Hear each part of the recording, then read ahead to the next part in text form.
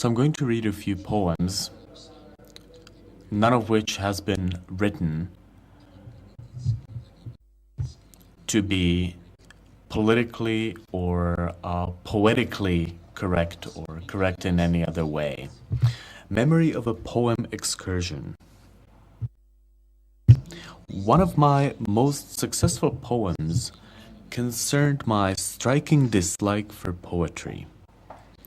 In the poem, I only went to be sick upon the poets' graves.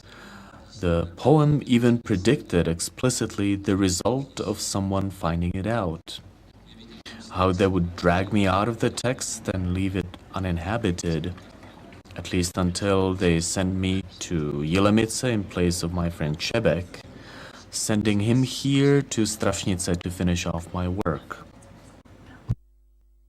Meanwhile, in the poem, something's naturally altered. The word shit is replaced by the word violin, the word coffee house by barracks, pleasure by the word castration, the word backside by book, the word book by sausage, even the word egg by egg.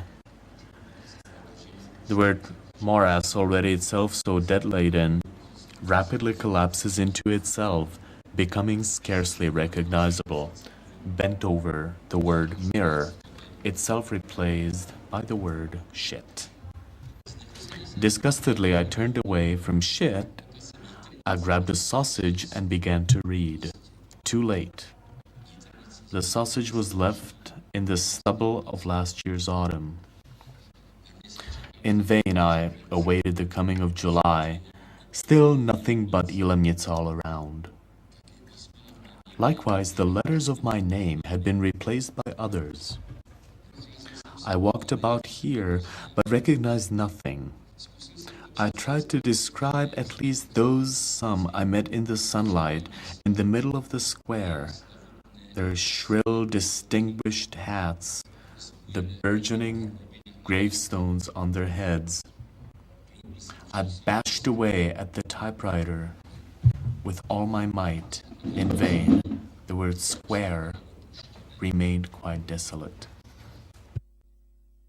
I bash out finally midnight, but read noon. I only see myself once more as I obstinately fidget at the beginning, fidget and haplessly gaze as in place of the present noon abruptly intrudes itself the old familiar word unhappiness. Translation by Jim Naughton. I wrote this in Czechoslovakia before I left for France in 1968. The next poem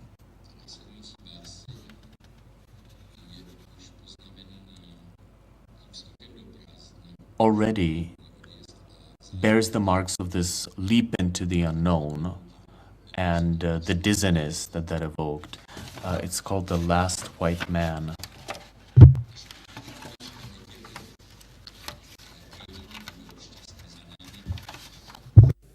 Přijďte tedy dalekou oklikou, zamžít svým dechem moje skleněné dveře, za nimiž provrozenou ztrátu paměti odedávna. The Last White Man. When a Sunday finally passes and history is happily behind us, come by some lengthy detour to mist my glazed door over with your breath, on the other side of which for inborn loss of memory I am now long gone. Come to read the message standing here, whilst I at the other end of the world will carefully be wiping or not wiping the final gleaming bend. Come to forgive me all I never did to you, and give me lasting quittance. Someone will anyway be found for you to meet in my stead, another anonymous murderer of yours, whom you will miss in the crowd. The final shred of blood vanishes in the sleeve of the wind, even before you place your finger in its buttonhole. The heather of years grows burgeoning as always, on another river quayside, on a further person's heels. Irrespective of all decrees on calm or gusting breeze, there is silence. All one needs to do is swallow the gag per each. The fingerprints are buried in the soundless white of marble, and empty mirrors, likewise, lose their appetite for laughter. Again translated by Jim Naughton.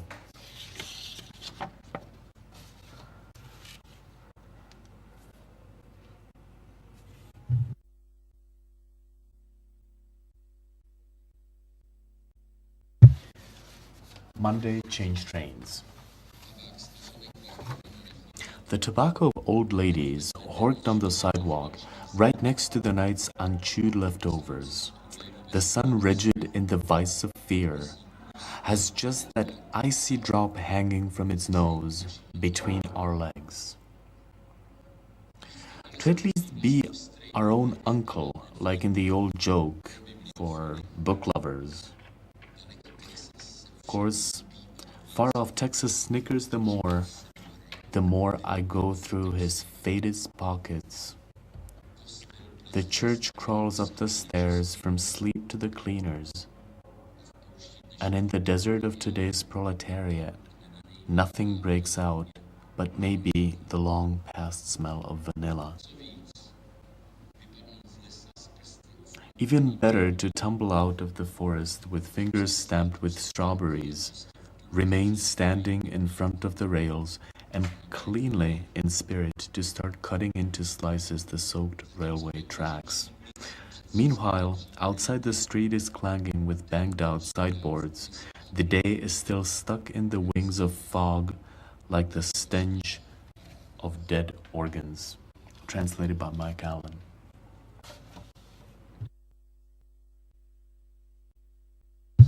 Into the night. I used to go on vacation abroad, leaving France, and this is what I saw and wrote about in Italy.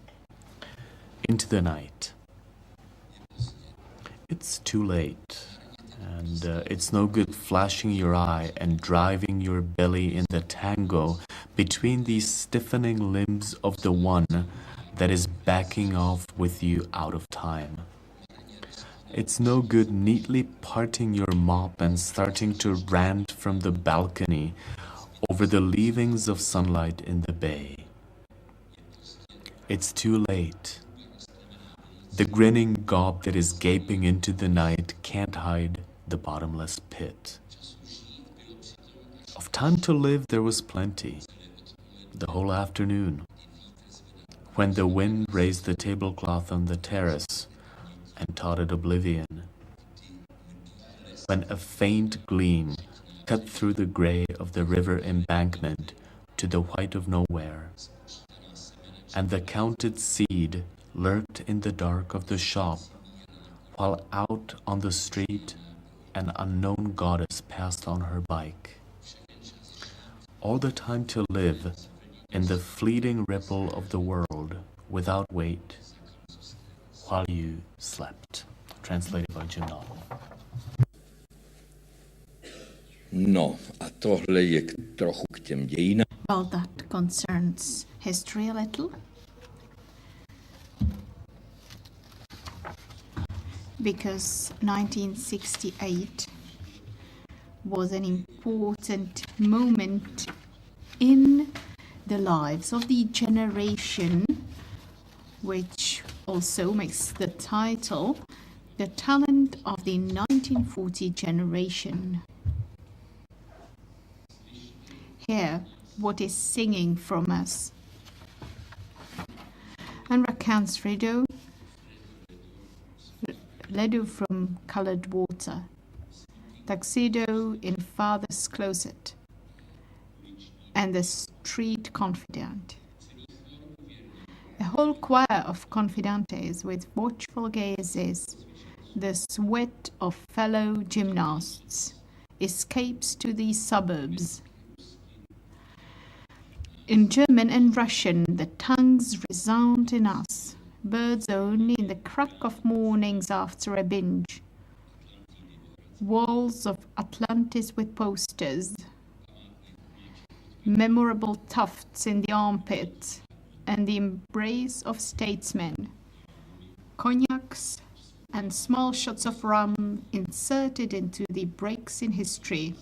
Also the tremble of ghosts from old slapsticks, and the suddenly haughty smile of those in East German shirts expo too promising a sphere. Miles in slurping in us, Elvis is sobbing. Bill Evans sounds out playing alone, are fumbling. The night bus buzzes thick black. Clumps fall from the universe. The scout's Turk head and knot sings from us, and a stripped Kandahar binding, faith in the big city dazzle, in menthol of ladies under a flirt skirt. The panic of proletarians fallen from the train, the next paradise caught on the counters of consumption. Gasoline and taffeta, and an orgy on the Yolka. The Vakish pioneer girls, the decaying madams, the mad seer women of the central committees, the clatter of trams and executions in the dull daybreak. The abruptness of the brick facades of Farhall, staircases behind the beatnik cravings, the abrupt nausea under fireworks, as well as the selves of Hendrix's guitars. The lopsided stage sings in the reeds and late John's 4 abortions. The summer Technicolor massacre on the highways. Bearded avant-gardists, sticky juices. Good as new patent leather shoes, fresh cowboy shirts. The cool of star fields all at once. Behind the news about bases in Cuba, the rustle of grass in the deteriorating little fort, the casual elegance of Jews, the threadbare carpets, the vanity of parties before their meaning was given by the coming of armies, the start smoked in advance. The darkness in the bottle, her exact shape, against the shapelessness of the mobs, the fame of skin, the last garters. What sings only rustles, withers, the shadow of people behind things, things behind the dazzle of cheap thrash.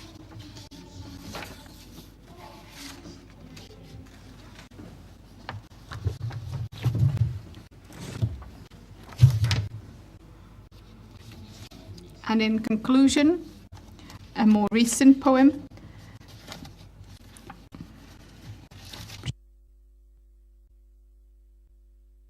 which has no title. Along with my cigar taken away now first thing in the morning, like everyone, from the thundering arenas of antiquity to the soundless concentration camps of tomorrow. The chicken seller is fed up with chickens. Only the imbecile above me hasn't had enough of his pounding speakers. The piglet didn't want the garlic with which we are rubbing him. The day vaguely recalls a piano left somewhere under a waterfall, perhaps only under the quiet flow of years. In a world without God, the far-off smile of the barber shop, a place of therapy in the deep of the afternoon, slowly but diligently flipping through the wardrobe of streets, and sometimes even a suddenly stuck-out backside to boot, from the indignant strings of the quartet, at no one and everyone. Thank you.